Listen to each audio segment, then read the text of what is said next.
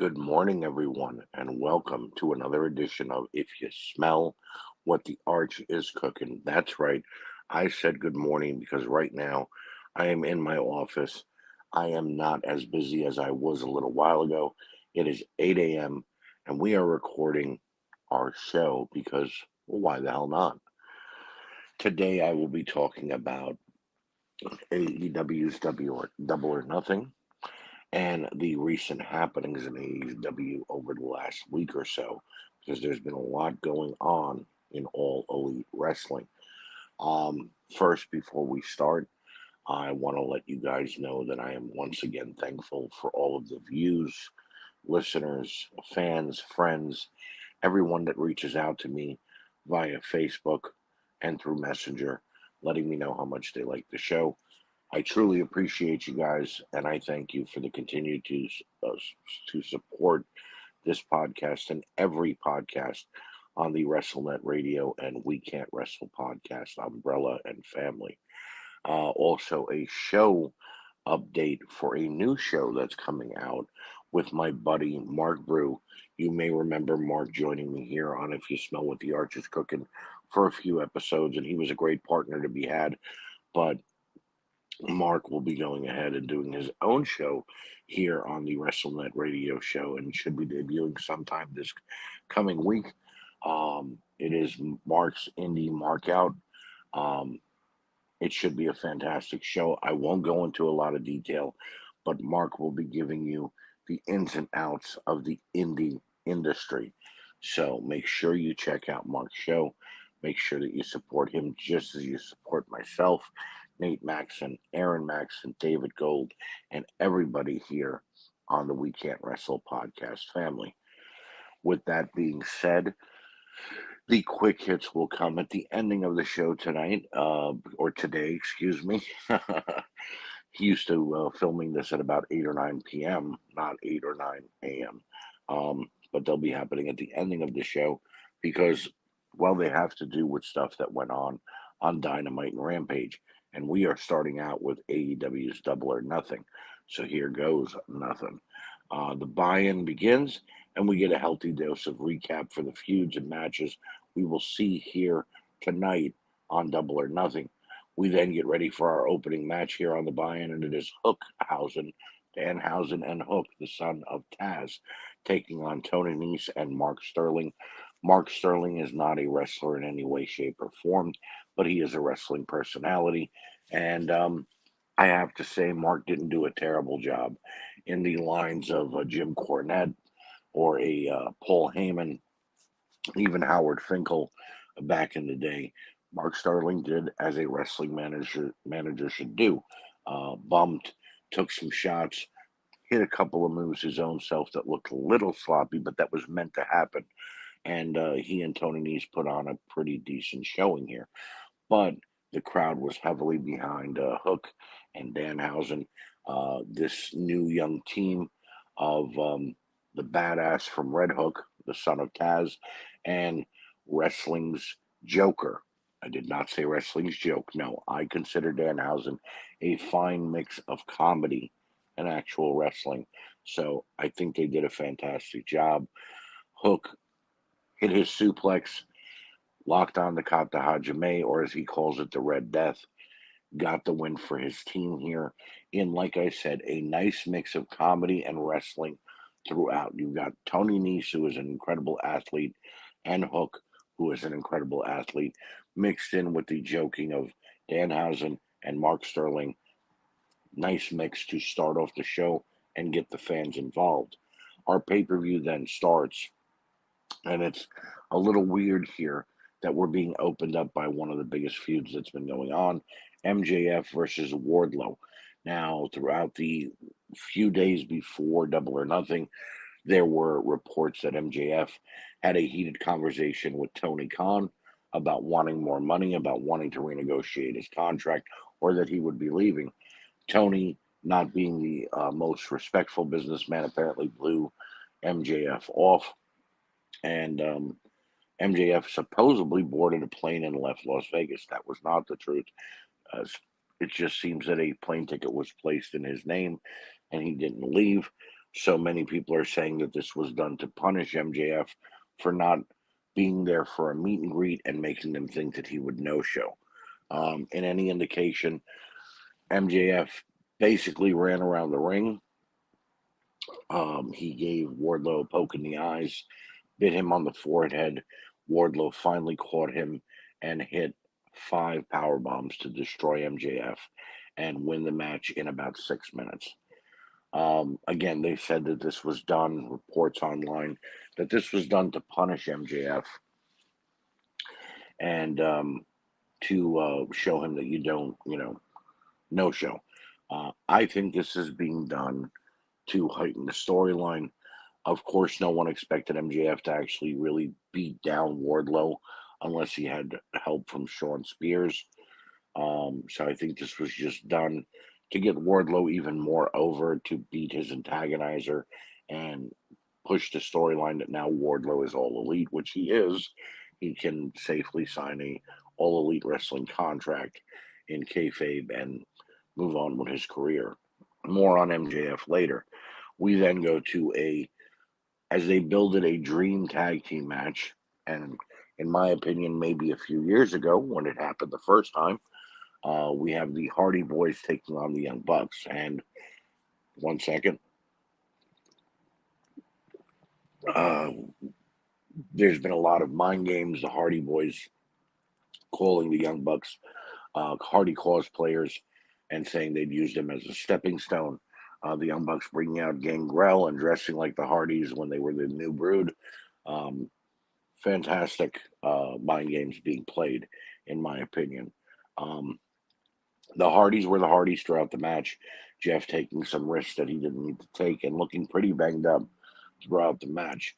The Young Bucks were the Young Bucks as well. A lot of high flying moves, that roller coaster type of match where it goes from all the way low down to all the way high up and then a drop. We saw the super kick party a couple of times, and ultimately, what it came down to was Matt and Jeff pushing more, showing their resiliency, and we saw the twist of fate followed by the Swanton bomb. The Hardy Boys do get the win. Many people are saying that Jeff is still banged up and has been since the Darby Allin match, so that Jeff is going to now take a small sidestep and recuperate for a couple of weeks, and then he and Matt are going to truly attempt to challenge for the World Tag Team titles. Now, the funny thing about that is, as we know, the manager or coach for Jurassic Express is Christian Cage.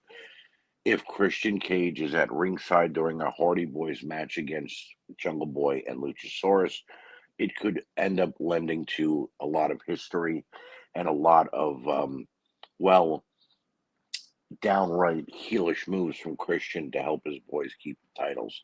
That's the way I'd like to see the storyline play out anyway. Maybe Christian pulling off a little underhanded tactics without Jungle Boy and Luchasaurus knowing, and then finally him going full heel and them having to make a decision. Speaking of making a decision, Anna Jay came out to help Chris Statlander from a beatdown from Jade Cargill and the Baddies. So she earned herself a shot at the TBS title, and it was Jade versus taking on Anna Jay, 1-on-1. This was not the best match on the card. Not trying to crap on anyone in any way. Anna Jay was a tad bit rushing and a little sloppy.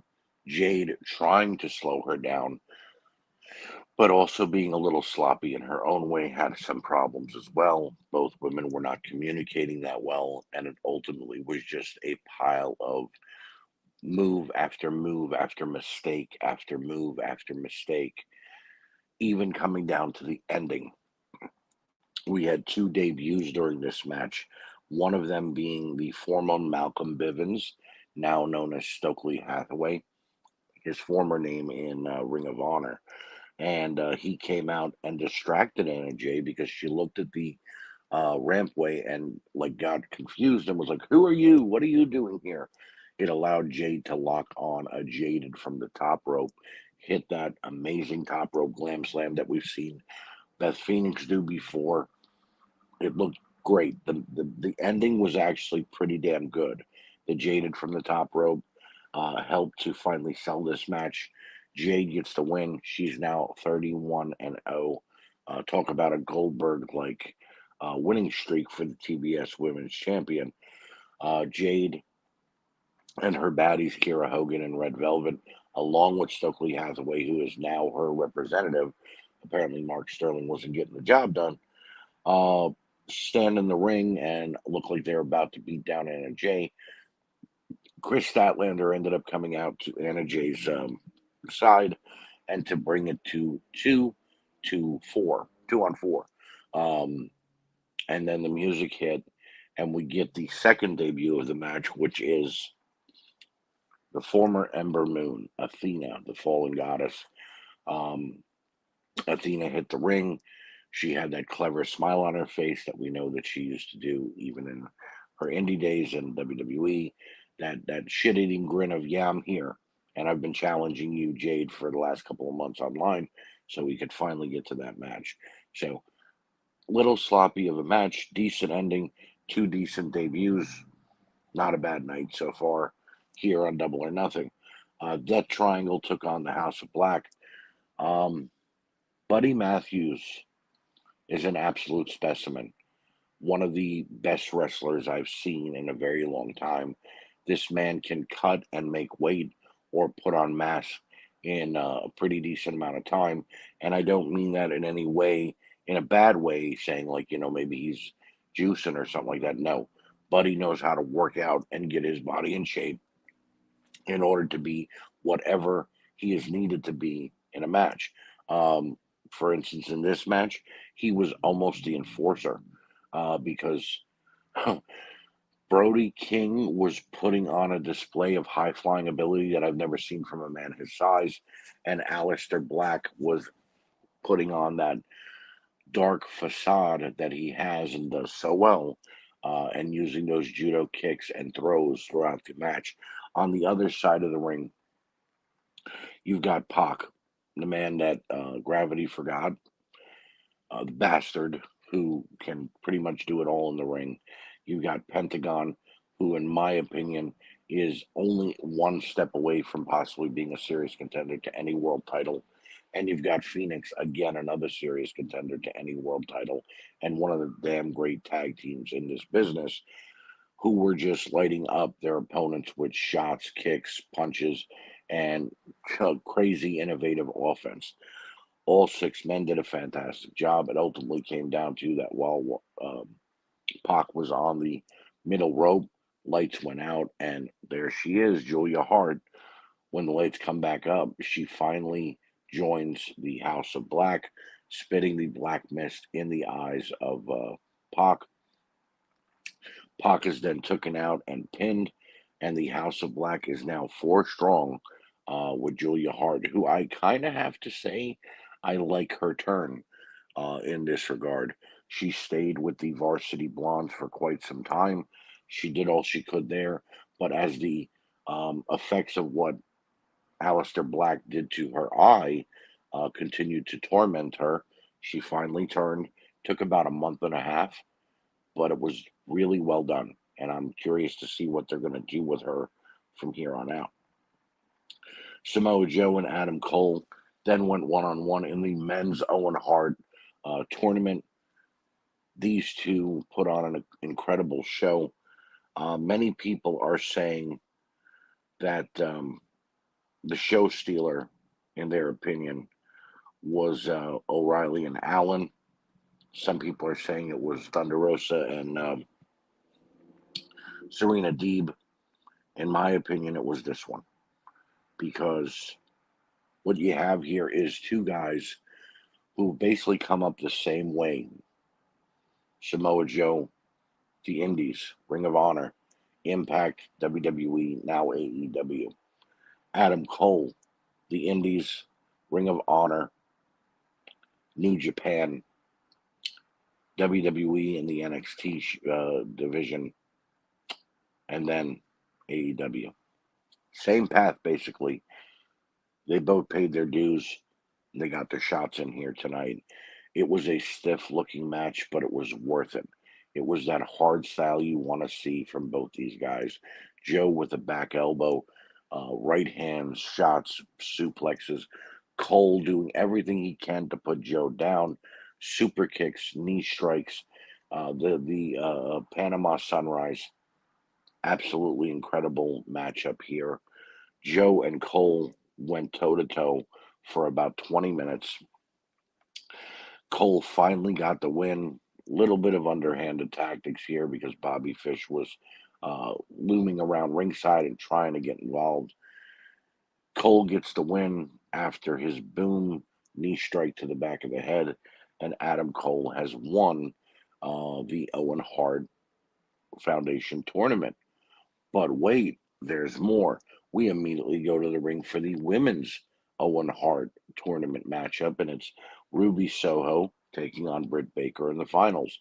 And I must say that Ruby Soho has honed her craft since joining AEW, things that the WWE were not allowing her to do. Finally breaking out and showing her true character and showing that she is a force to be reckoned with in any women's division. Britt Baker being, in my opinion, the face of AEW's women division. And you could like it, you don't have to. You could hate it. It's up to you. It's why we all are wrestling fans. We have an opinion. But Britt Baker continues to show that she has grown into a incredible wrestler and one of the best heels that they have. Throughout the entire match, she antagonized uh, Ruby Soho, pushing her down, telling her she couldn't beat her, that she's never beaten her, and that she should just give up. Ruby, to her credit, fought back harder and harder and harder, and looked like she had the match won on more than one occasion. But Britt Baker finally hit Ruby Soho with that shot, that crazy looking double stomp. And I will say this: Britt is no Seth Rollins when it comes to hitting the double stomp in any way, shape, or form. But she gets it done. She hit it. She locked on the lockjaw. Ruby finally succumbed, and we have our men's and women's Owen Hart tournament champions.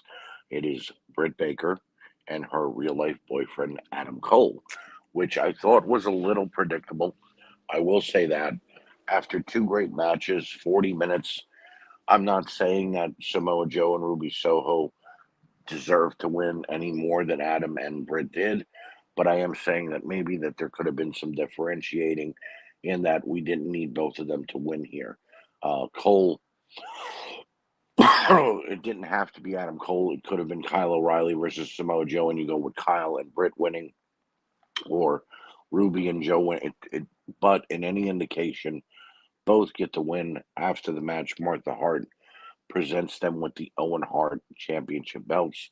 Both are fantastic looking titles. They are modeled after the Calgary Stampede Championship, which is Owen Hart's family's wrestling promotion in Canada, if you didn't know. Unbelievable. Martha Hart pouring out such adulation for the fans, for AEW, for Pro Wrestling Tees, for giving Owen his spot back in wrestling that she wanted him to be in. Many of us know that Owen was in the WWF and a WWF guy. He didn't even leave when Brett left for WCW. But because of every ounce of hatred that she has for Vince McMahon and company, she chose AEW to put out the figure, Pro Wrestling Tees to put out the T-shirt, and AEW to host the Owen Hart Foundation tournament. We then go to six-man tag team action, and it's Scorpio Sky, Ethan Page, and Paige Van Zant taking on Sammy Guevara, Frankie Kazarian, and Tay Conte. I will say this with all truth and honesty. Page, Sky, and Van Zant were fantastic. The heel side of things definitely held this match down. And I get that there was supposed to be miscommunication between Sammy and Frankie throughout this match because of Tay's involvement and all she was doing, and acting dumb, and jumping up on the ringside, the ring apron when she shouldn't have been in the match at that point in time. Frankie getting distracted and pissed off, but it was just sloppy. And in my opinion, Sammy Guevara and Tay Conte have taken on the most hated role that was owned by Cody and Brandy Rhodes, and they're going a step further than I think Cody and Brandy would have gone. And the fans are really pretty much just saying, "Look, we don't like you. It's not that we hate your wrestling ability. It's not that we hate your wrestling personalities. We don't like the two of you because of your cocky attitudes." That's fine and well, but it's getting in the way of the wrestling, in my opinion. The heel team of Paige, Sky, and Van Zant got the win after continued miscommunication. Sammy hitting a super kick on Tay Conte by mistake when Frankie ducked out of the way, and Sky and Paige finally putting Frankie Kazarian away for the 1-2-3. We then go to the ring for a matchup with a little bit of a past history here. It's Kyle O'Reilly taking on Darby Allin, and Darby looking for revenge on Kyle taking out Sting, injuring the knee of the Stinger. This was a decent matchup. Kyle O'Reilly is a great mat-based MMA style fighter, and then you got Darby Allin, who's willing to put his body on the line for any reason possible. What it ultimately came down to was these two guys fighting in what looked like a train wreck, because by the end of the match, Kyle O'Reilly was really, really beaten down. Chest was red, face was red. He looked like he just got hit by a 2x4. And Darby Allin left in a heap at the, in the middle of the mat, like Kyle had just, kicked his head off, a la Daniel Bryan. Kyle O'Reilly gets the win after a King Kong knee drop. Fantastic matchup, though. I know I said decent, but what I meant was in that this matchup started off slow. It got faster. It got faster like a train going forward. And then these two guys really kicked it into high gear. That it ended up being a fantastic matchup. As I said, people are saying that Kyle and Allen stole the show. Thunder Rosa and Deep stole the show. In my opinion, though, it was Samoa Joe and Adam Cole. Some people are even making the argument that it was Death Triangle versus House of Black that was the showstopper. But I have to say that any four of those matches were absolutely fantastic. Kyle O'Reilly gets the win. Darby Allin cannot vindicate Sting, and I got a feeling that we'll see the Stinger back sooner rather than later, and maybe a little bit of a feud with the Undisputed Elite.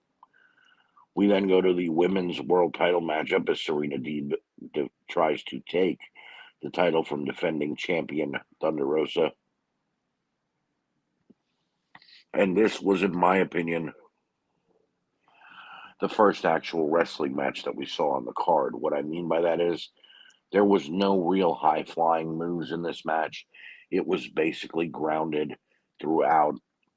Serena Deeb is a fantastic wrestler. Moves in and out of submission holds just as good as anybody I've ever seen. Her appliance of the Tequila Sunrise, a la Conan, and the Texas Cloverleaf, like her mentor Dean Malenko showed her, were fantastic. And her innovative offense is incredible. And then you've got Thunder Rosa, who can go 100 miles an hour for 100 minutes and then just keep going. Thunder has been a fantastic champion, although a little underutilized, and she showed why she should be used more and more as a face of the AEW women's division. Thunder Rosa battled back on countless moments here in this matchup, holding out, not submitting to the submission style of Serena Deeb, and then she ultimately hit what looked like a top rope brainbuster, held on, flipped it over, and then hit her Thunder Fusion driver in the middle of the ring to get the win after 25 brutal minutes in there with Serena Deeb. Now, Their feud was a little slow burn, a little bit of a slow burn, and at times was getting a little boring because Serena was constantly blaming others uh, throughout the build for this matchup. Dustin Rhodes, Tony Schiavone, you name it, and it wasn't really paying off until we got to the match. These two women killed it. They did everything they had to do in there, and I do hope that we see another match between them somewhere down the line. And then, ladies and gentlemen, it was time for anarchy in the arena. We've got the Jericho Appreciation Society, dumbest name ever, taking on the Blackpool Fight Club and the team of Eddie Kingston, Santana, and Ortiz. Um, ultimately, what this came down to was before anybody actually made a real ring entrance, they were fighting. Yes, the JSA walked to the ring all in white, all of the Backstreet Boys, and then waited for Mox, Danielson, Kingston, Santana, and Ortiz to come out, and then this big brawl ensued. The thing that I find hysterical is that for the first 6 minutes of this matchup, Wild Thing was still playing on the entrance theme area of the arena. You could still hear it plain as day, and it was starting to get a little annoying because it just kept starting and stopping and restarting and stopping. And all I kept thinking was, whose idea was this to let the music still play? A lot of violent action in this one. We saw coolers being thrown at each other between Mox and Chris Jericho. Eddie Kingston got busted open the hard way. Daniel Garcia got dismantled and pretty much left for dead by Eddie Kingston. 2.0, Daddy Magic, and whatever their names are, those two guys that were once in NXT, just were used as punching bags by Santana and Ortiz. Jake Hager, the monstrous MMA fighter that he is, just ran through everybody that he could until he came up against Mox, and then Mox destroyed him. Daniel Bryan and Brian Danielson, I should say, and Chris Jericho, Mox tore each other apart. The standout of this matchup, though, in my opinion, was Brian Danielson because he did everything that he said he was going to do and then some, and he had the crowd eating out of the palm of his hand. He finally locked in the yes lock, the label lock in the middle of the ring, and then Eddie Kingston, looking like a zombie who just came out of the grave, covered in blood, came to the ring with gasoline, stepped into the ring, which now had the top rope broken, and proceeded to spill gas all over Chris Jericho and Brian Danielson, and then pulled out a lighter. Brian Danielson, not wanting to be burnt alive, decided to start beating the shit out of Eddie Kingston. I thought this was funny because Kingston promised to hurt Jericho badly, and then what it led to was Kingston and um, Danielson end up fighting. In any indication, it led to Jake Hager getting back in the match. He put Mox through a table with barbed wire on it. He took out Kingston, and then Jericho and Hager thought they had the match won. Well, no. Danielson fought back again, kicked Jericho's fucking head off, as he said, and almost had the match won again. Thanks to Jake Hager one more time with a baseball bat. Danielson gets taken out, and the JSA get the win over the Blackpool Combat Club and Kingston, Santana, and Ortiz. Gruesome matchup, but definitely a perfect blend of violence and downright hatred for one another. We then go back up to the ring, and this is the three-way dance for the AEW World Tag Team titles. And I guess that they thought, well, we just had a 10-man tag. We got to bring the fans down a little bit, so let's go with a 6-man tag, a three-way dance between 6 men. In my opinion, these two matches should have been spaced out a little bit, but I will say that Keith Lee and Shane Strickland do a fantastic job as a tag team. They were almost born to be together. You've got that fast, scrappy high flyer, and then that big, brutish monster in Keith Lee and Shane Strickland. Um, and then you look at Ricky Starks and Powerhouse Hobbs, and they're almost a mirror of that team. Ricky Starks is this chihuahua like almost badass. And what I mean by that is he doesn't just bark, he can fight. And then you've got Powerhouse Hobbs, to his credit, is a monster as well. And then you look at Jungle Boy and Luchasaurus, and you've got the young, up and coming high flyer mixed with a guy who has been told through his entire career, you're never going to be entertaining, guy. It's just not going to happen. Luchasaurus donned the mask and started doing things no man his size should be doing. The tandem moonsaults between him and Jungle Boy to their four opponents were unbelievable. Uh, Luchasaurus with that spinning heel kick that he calls the tail whip, unbelievable. Top rope double team of Lee and Strickland, that double stomp out of a power bomb, unfreaking believable. I can't say the word unbelievable enough about this matchup because even though they thought that maybe the fans would get a little bit of a break from cheering, no, that wasn't the case here. The fans were on their feet for this one as well. Ultimately, Jurassic Express picks up a big win. They retain the World Tag Team titles, much to the happiness of Christian, who never got involved in the match except to stop Hobbs and Starks from cheating. He never, punched anybody out. He never pulled the ref out of the ring or anybody from getting a pin. He was strictly trying to stop Hobbs and Starks from cheating. So good on Christian there.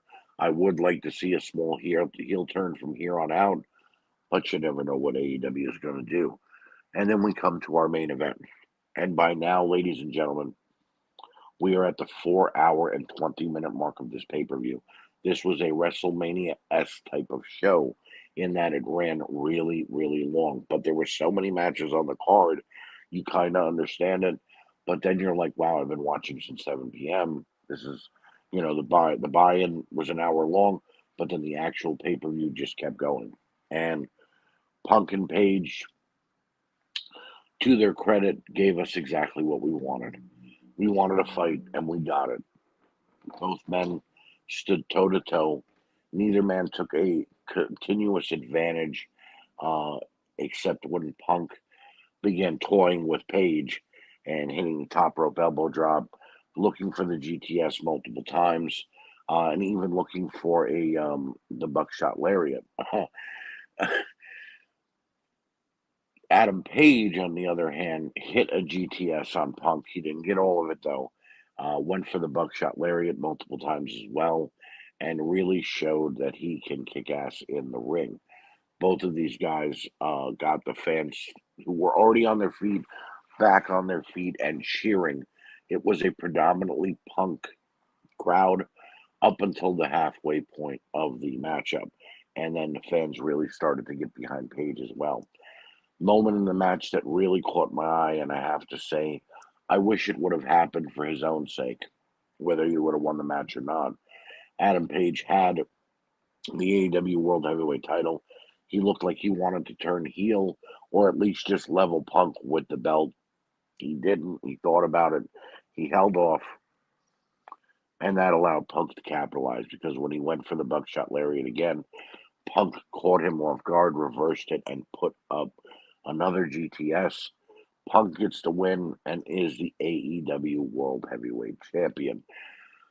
The fans in attendance are on their feet. Cult of Personality is playing, and we get an incredible moment of Punk with tears in his eyes, thanking the crowd.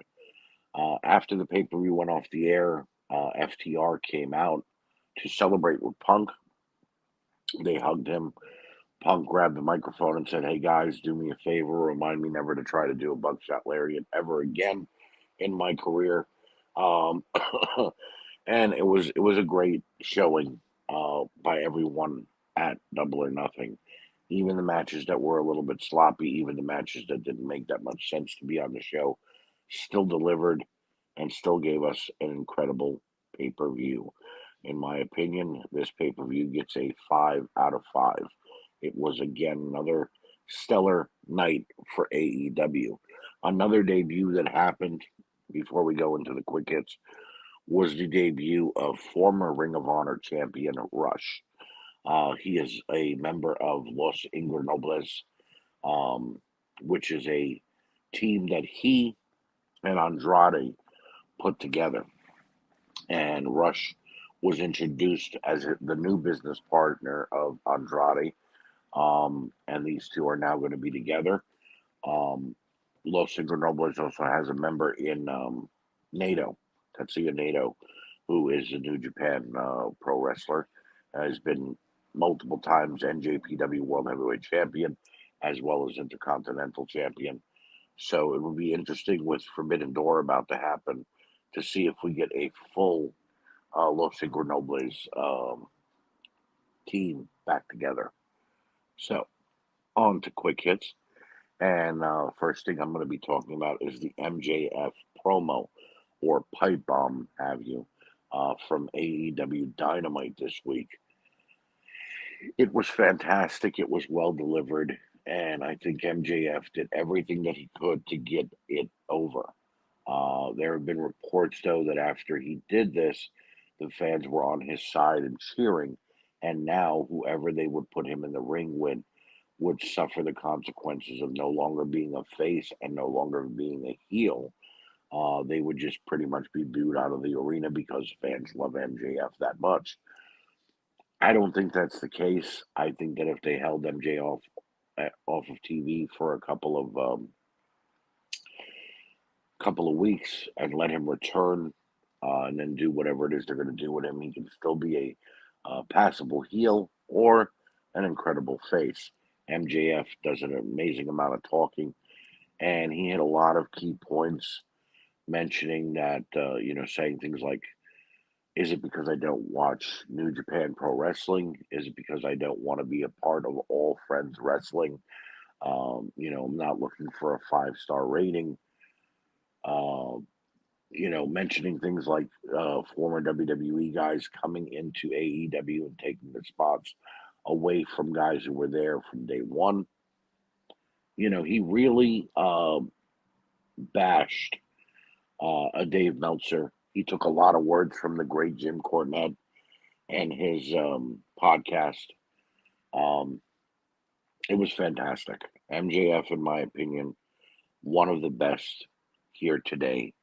Whether he be face, heel, in between, tweener, or if he just wants to call himself a wrestler, it doesn't matter what he is because he's doing a fantastic job. If this is a shoot and he is legitimately looking to leave AEW and go to the WWE, I hope it's not because I don't think it would work out. I think he'd be successful for about a year and then they would just pretty much make him a comedy routine. Um, you look at guys like EC3 and Eli Drake, who were at the top of the world in Impact. They went to the WWE. Look at both of them now. EC3 left after about a year of them doing nothing with him, and Eli Drake has now had his second name changed, um, and is now a model agency guy or something on SmackDown. I don't know. So I hope he stays with AEW, and if this is all work, then well done, sir, because you definitely got me invested, and I'm wanting to watch more. Second quick hit, and the final one of the show. CM Punk has sustained injuries. He said that he has a broken foot, as well as other injuries that he does need surgery on. And he was going to relinquish the title Friday night on Rampage. Um, but Tony Khan told him that he believes in CM Punk and believes that this is just a bump in the road. Punk will remain AEW champion right now in name only, and they are making an interim champion. There'll be a battle royal this coming Wednesday night on Dynamite, and the winner of that will face the number one contender, Jon Moxley, at Forbidden Door. I'm not going to go into yet who I think it's going to be, but what I will say is this is very heartbreaking to me. I am a huge CM Punk fan. I've always been a CM Punk fan. I cheered him in Impact. I cheered him in Ring of Honor. I cheered him on the Indies. Cheered him in the WWE. Cheered him in his MMA career, and I cheer him now in AEW. It's hard to see this happen to anyone. It happened to Finn Balor a few years ago at SummerSlam when he became the Universal Champion, the first Universal Champion. Injured his shoulder, had to relinquish the title the next night. Happened to Samoa Joe in NXT during his third title reign. It really sucks, and I hope that Punk has a speedy recovery, and I hope that he comes back even stronger. What I like about what AEW is doing, which most people don't, is having this interim champion allows Punk to come back and go right to the head of the line. They unify the titles, and we've got an AEW full time champion again, no matter when CM Punk does come back. Um, Again, it sucks that he broke his foot and he has other injuries, but he is not the same man that he once was. He's much older, so injury comes a little more often. But in any indication, he does say he will be back and will be back better than ever. As for the interim champion, I would hope that they go with Brian Danielson and that we get Brian Danielson versus Mox, or Hangman Page gets another go at it and goes one on one with Mox at Forbidden Door. But the one that I think is the dark horse here, and that's if he wants to come to United States and wrestle before Forbidden Door, would be Hiroshi Tanahashi from New Japan Pro Wrestling. Mox was calling this guy out 6 to 7 months ago. When Mox was the United States champion, he wanted to fight Tanahashi in New Japan. Tanahashi did not want to come to the United States, and he also did not want to fight Moxley. Moxley finally lost the title to Lance Archer, who then lost it to Tanahashi. And Mox was pissed off about that, that Tanahashi finally fought for the title once he didn't have it. So I think with the bad blood that was engaged already, I think that that could lead to an incredible storyline in that now they're going after a world heavyweight title. You know, Tanahashi wins the Battle Royal. Mox was the number one contender. So let's go. You know, I'd love to see that at Forbidden Door. And it would only make sense because Forbidden Door is meant to be AEW versus New Japan. So why hold off? Go for it. You know what I mean? But in any case, I wish Punk a speedy recovery, and I hope that AEW does all they can to give us a great interim champion so that once Punk comes back, we've got a great feud that we can eventually see. And finally, it is time for Nate Maxon's favorite part of the show, and it is what grinds my gears. And what grinds my gears today is the state of WWE Raw and SmackDown. You may be saying, well, you don't talk about them that often on the show for you to even have an opinion. Well, here's the thing, I may not talk about them, but I do my best to try to watch them. And I'm going to let everybody in on a slight secret here. I haven't watched a complete episode of Raw or SmackDown since WrestleMania or before WrestleMania. The last Raw that I watched was the night after WrestleMania, and I fast forwarded through it heavily. The last SmackDown that I watched was the week before WrestleMania. Storylines have been stale. Um, it's been the same continuous matches over and over again, which we all complain about. We always talk about being bad for the product, but that's what's going on. The best thing about the landscape of Raw and SmackDown right now are Roman Reigns with Paul Heyman, was RK Bro, which Orton is now out due to injury. Um, and that was pretty much it. You got the 24/7 title rolling around constantly, which is just boring and overdone now. Um, Intercontinental Champion Ricochet comes and goes. He's on TV one week, he's not on TV the next. Guys like Mustafa Ali were forced to come back, even though he wanted to be released. and is now being jobbed out to Austin Theory. Austin Theory as the United States champion to me is a joke. I find nothing redeeming about this young man. He looks like another carbon copy of The Miz, only he takes selfies instead of doing actual promos. Um, the tag team titles are now unified, and the Usos have them. But here's the funny part: Hell in a Cell is less than a week away. The Usos are not on the card defending the World Tag Team titles, which are the Raw and SmackDown Tag Team Championships, and Roman Reigns is not on the card defending the unified World Heavyweight title, which is the world title and the Universal Championship. What the hell? So we unified the belts so we don't get to see them on a pay per view. Um, and the last pay per view they had, Roman Reigns didn't defend the title either. He was in a 6-man tag. Is Roman injured, or are we just giving him more laid back schedule? The state of Raw and SmackDown absolutely sucks. I don't know who's booking it anymore. I don't really care who's booking it anymore, but they need to amp things up. And this is not so they can be in competition with AEW. AEW is barely pulling in 1 million viewers a week. Okay, and if you look at Rampage, they're not even sometimes hitting the 5 or 600,000 mark. AEW is doing their own thing on Wednesdays and Friday nights. Says it's not about competition. Your fans are declining. You have put up some of the worst ratings you have in years, and it's not redeeming. It's not. There's no great qualities going on here. It's just a big old mess. So they need to either tap Nick Khan and tell him, "Hey, get some better bookers and writers." They need to wake Vince McMahon up from his nap and tell him, "Hey, fans can't stand us anymore. We're not the cool company anymore."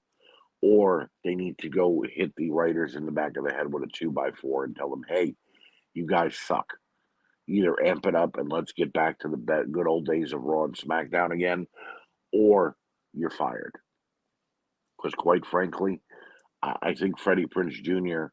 And Mick Foley's son was doing a better job than any of these guys have ever done. And we can't always rely on Bruce Pritchard to get the job done because, in my opinion, Bruce Pritchard is out of touch with wrestling. We can't always allow Vince McMahon to rip up the script every time he doesn't like it an hour before Raw because Vince is out of touch with wrestling. It's gotten stale, it's gotten boring, and I can't handle it anymore. And to be honest, like I said, having not watched a full Raw or SmackDown in months, I'm fine with it. I don't need to watch it because there's nothing going on, there's nothing I'm enjoying, and I don't need to keep tuning in to crap. So that's going to do it for this week's episode. Thank you once again for joining me. Thank you for the continued to support us, the continuous to support us, and thank you guys for always being there. My name is Archie Mitchell, and I will see you next week on If You Smell what the Arch is Cooking.